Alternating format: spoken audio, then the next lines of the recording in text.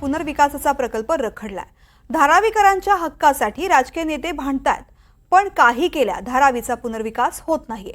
पुनर्विकासाच्या प्रतीक्षेमध्ये खितपत पडलेल्या धारावीकरांच्या मन की बात काय आहे पाहुयात या रिपोर्टमधून।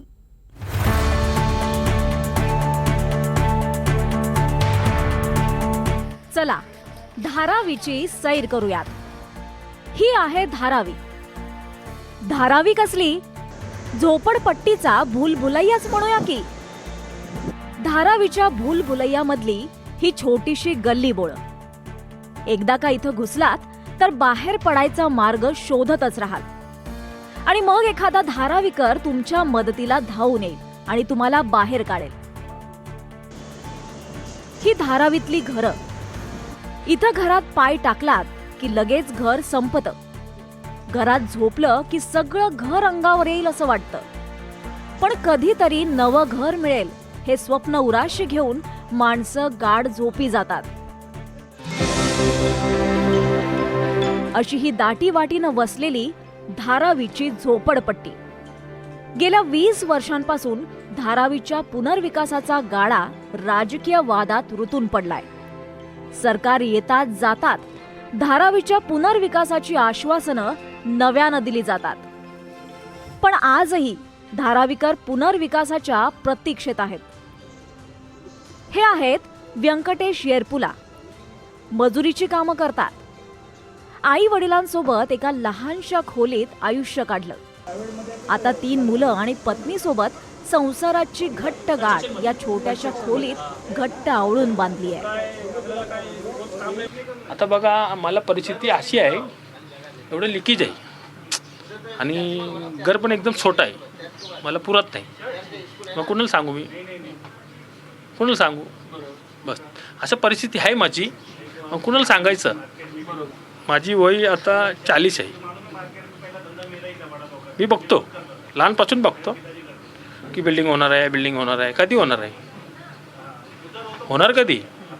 फक्त सांगतात होणार आहे म्हणून, कधी होणार आहे?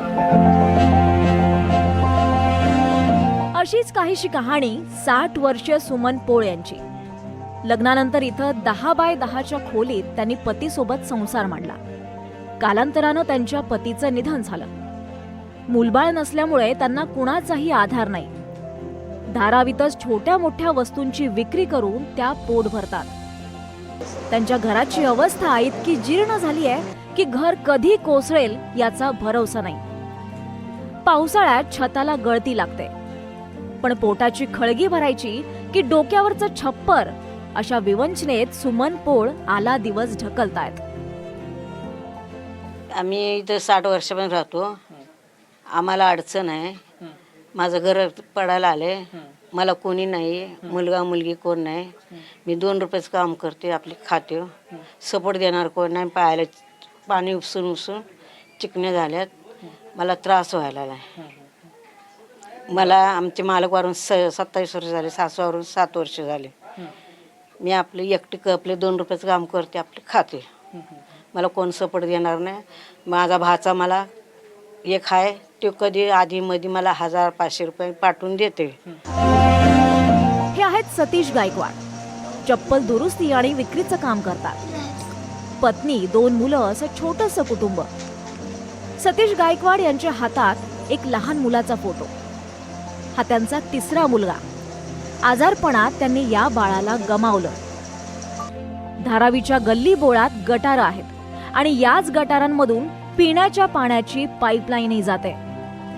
घाण कधी गटारात असते तर कधी गटाराबाहेर, तर कधी गटारात अंतरलेल्या पाईपलाईन मधून घरापर्यंत पोचते। हीच घाण दुर्गंधी सतीश यांच्या आजारपणाचं कारण ठरली।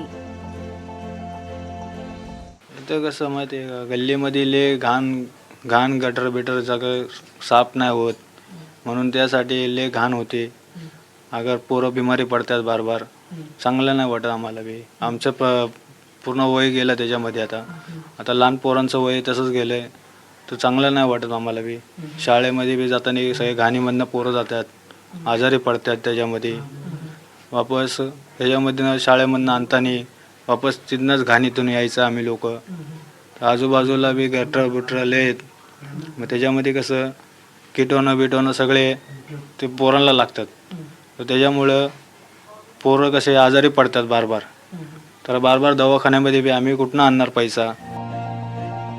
या आणि अशा अनेक कहाण्या धारावीतल्या घराघरात आहेत, ज्यांचा आवाज कधीही समोर येत नाही.